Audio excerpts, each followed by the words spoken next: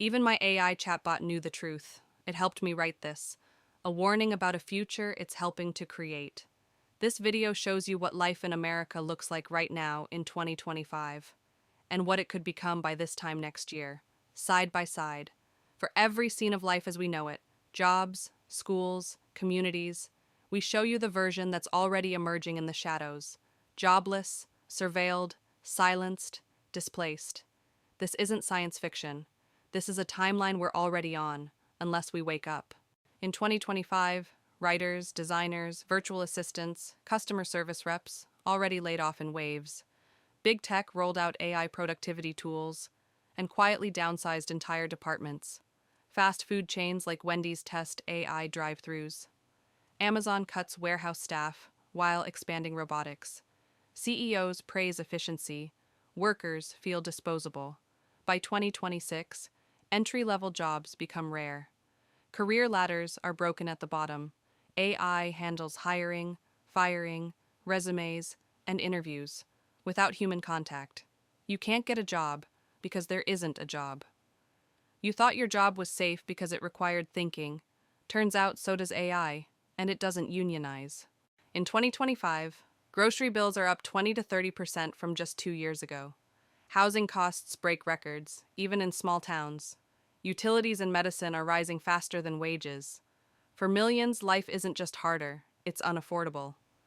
By 2026, families working full-time rely on food banks. Dollar stores become primary grocers in rural and low-income areas. Middle-class families fall into homelessness, not because they failed, but because the system did. When they said AI would make life easier, they didn't mean for you. They meant for shareholders. In 2025, school libraries in dozens of states have already banned books about race, gender, and history. TikTok faces national bans. Platforms increasingly remove protest content under vague misinformation labels. AI moderators begin scanning posts before they're even published. By 2026, only corporate-approved content is visible. Truth becomes contraband. Protesters are instigators. Historians are biased. Whistleblowers are threats. They didn't need to break our megaphones. They just muted them, quietly and effectively. In 2025, ICE quietly expands operations beyond border states. They are disappearing people who have lived here for decades and children who have done nothing wrong. Asylum denial rates increase. Naturalized citizens see cases reopened based on old paperwork, errors. Immigrant-led protests are surveilled and infiltrated. By 2026, political dissidents lose legal status. Protesters are detained for national security. Deportation becomes a tool for silencing, not law enforcement. They won't need a wall, they'll use paperwork and fear and silence. In 2025, projects like California Forever, Tolosa, and Solana City gain investor support. Tech billionaires buy land to build cities of the future with private security and AI governance. They say it's innovation, but locals are displaced, and oversight doesn't exist. By 2026, these gated cities operate outside normal laws. Only the compliant are welcome. The rest live in decay. It's not just wealth inequality, it's jurisdictional segregation. They're not building a better future for all of us. They're building a better prison for themselves, and leaving the rest of us outside the gates. In 2025, Texas pilots AI-powered classroom assistants in place of full-time teachers. Underfunded districts push preloaded curriculums over creative instruction. Teachers are burned out, underpaid, surveilled, and quitting in droves. By 2026, classrooms are screens. Education is compliance. Children learn to memorize, not to question. Teachers, once trusted pillars of society, are algorithmically replaced. When they came for the teachers, they weren't just cutting costs. They were cutting the root of resistance.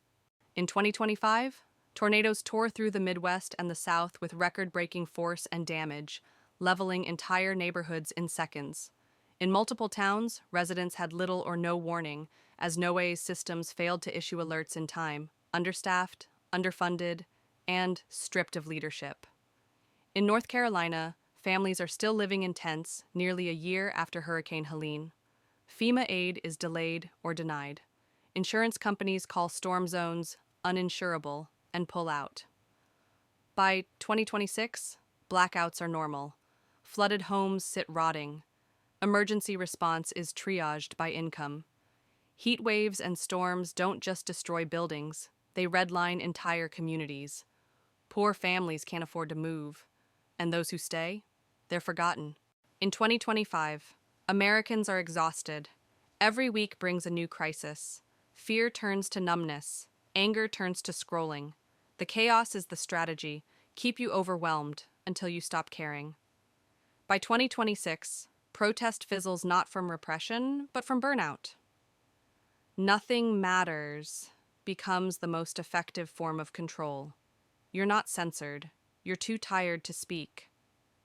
They don't need your loyalty, just your quiet. What happens if we do nothing? We scroll, we distract, we shrug, we lose. Authoritarianism won't come with tanks. It will come with terms of service, with data collection, with silence. In 2025, we still had time. In 2026, we have excuses. And when it finally knocks on your door, there will be no one left to help you. Freedom doesn't die loudly. It's smothered. While we sleep, while we scroll, while we wait for someone else to fix it. But this isn't prophecy. It's a choice. You still have a voice. You still have a body. You still have a community. Use them. Organize. Protest. Build. Speak. Not just online, but in the world. Because once the water starts to boil, the frog doesn't leap out. It dies, quietly. Don't be the frog.